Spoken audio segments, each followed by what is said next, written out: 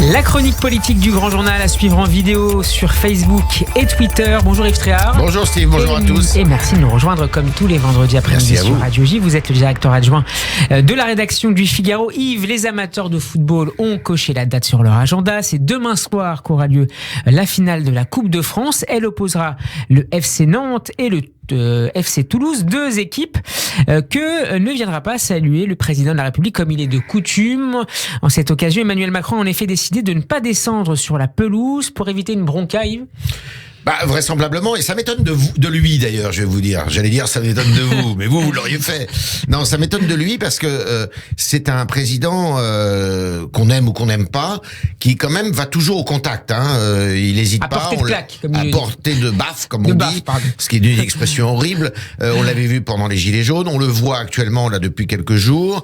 Et en plus, il a ce côté provocateur, parce qu'il aime bien provoquer également. Donc ça m'étonne. Ça s'est déjà produit. Il y a eu d'abord... c'est pas une obligation pour un président de la République de descendre sur la pelouse, saluer les joueurs. Ça remonte à l'époque de Mitterrand. Mitterrand, c'est un usage. Giscard le faisait peut-être aussi d'ailleurs, mais c'est arrivé deux ou trois fois. François Mitterrand avec Jean-Pierre Papin notamment. Papin, oui, évidemment, parce qu'on l'avait bien briefé avant. Et puis, et Chirac n'était pas descendu sur la pelouse aussi un jour.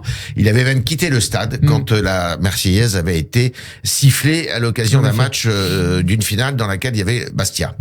Les syndicats prévoient de distribuer des cartons rouges, des sifflets aux spectateurs. C'est lié aussi à la décision du gouvernement. Évidemment, ils veulent faire un 49-3, c'est-à-dire qu'à la 49e minute, il semble-t-il, tout le monde est d'accord entre les syndicats pour effectivement faire du bruit dans le stade.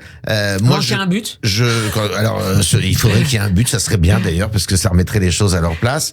Non, si vous voulez, moi je pense qu'il faut interpréter tout ça. Je suis de ceux qui pensent que quand on n'a rien à dire, on n'a plus rien à dire, on tape et on cogne. Et c'est ce qui se passe là depuis quelques jours entre les casserolades, entre tout le charivari qui est fait sur le déplacement des ministres et des gouvernements. Certes, on peut être en désaccord avec le gouvernement et quoi de plus normal, mais on aime quand c'est comme ça proposer. Faire des propositions à l'inverse. Et le problème, c'est qu'il n'y a aucune proposition. Qui dit quoi? Personne. Madame Le Pen ne dit rien. Et rien depuis le début du quinquennat, c'est-à-dire qu'elle est complètement silencieuse, elle n'a rien à dire d'ailleurs, même si c'est elle qui récolte les marrons du feu d'ailleurs, de la colère. Monsieur Mélenchon ne fait que éructer et les autres partis sont complètement amorphes. Quant aux syndicats, ils n'ont jamais proposé quoi que ce soit de très concret et donc voilà, on est dans une impasse totale, il y a rien, c'est le vide total, on est dans une période de viduité. Yves, vous êtes surpris par la décision d'Emmanuel Macron de ne pas se déplacer sur la pelouse. Est-ce que vous regrettez ce choix? Oui, moi j'aurais aimé. Alors évidemment, attention, parce qu'il faut faire attention à l'ordre public. Il faut quand même que on va y revenir dans un instant. Les choses ne s'enflamment pas. On est quand même à l'occasion d'une partie de football populaire en plus. Il y a rien de plus populaire que la Coupe de France. Bon là, ce sont deux équipes de Ligue 1, mais il arrive que ce soit des équipes de Ligue 2, voire de Ligue inférieure qui participent à cette finale. Et c'est vraiment populaire au sens où tout le monde participe. C'est une belle compétition. Il ne faut pas gâcher la fête. Il ne faut pas gâcher la fête. Alors évidemment, si la provocation du président était trop flagrante et trop forte et que ça tournait, je dirais vinaigre, ça serait vraiment dommage. Et je pense que ça serait une provocation d'aller saluer les joueurs. On en est là. Non, mais là, ça serait peut-être. Oui, dans le climat actuel, effectivement, il y a un climat qui est très malsain, comme je le disais, je le répétais tout à l'heure. Un important dispositif de sécurité est prévu demain soir. 3000 policiers et gendarmes seront mobilisés aux abords du Stade de France. L'enjeu politique est important. Un an après les débordements qui avaient révélé l'impréparation des forces de sécurité autour de la finale de la Ligue des Champions, il s'agit maintenant de rassurer à 15 mois du début des Jeux Olympiques à Paris.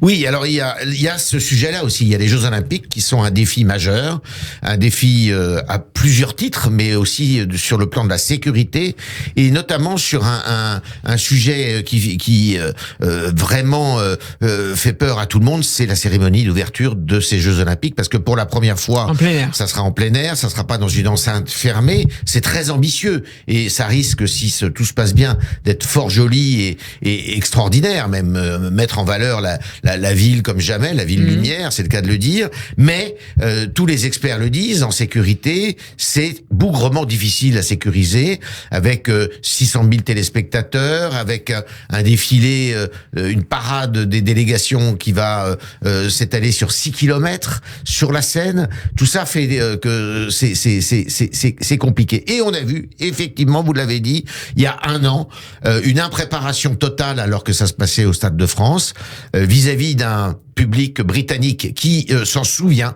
Je peux vous dire que l'image de la France a été considérablement écornée outre-Manche par cette histoire, à l'occasion d'une finale de Champions League entre Liverpool et Madrid. Et pour demain, pour terminer, Yves, on s'inquiète de l'inimitié entre les supporters, les ultras. Alors, il y a des précédents, effectivement. Il y a des inimitiés entre ces deux clubs. Je pense que là, si la police n'a pas compris qu'elle devait être à la hauteur, c'est-à-dire le ministre de l'Intérieur, et que la chaîne de commandement soit pas rodée, c'est à désespérer d'organiser des compétitions sportives de haut niveau dans notre pays. Merci beaucoup Yves Tréhard d'avoir été avec nous. Merci. Hémicycle à réécouter en podcast sur radioj.fr et en vidéo sur notre page YouTube. Bon après-midi à vous, bon week-end et à vendredi prochain Yves. Shabbat Shalom.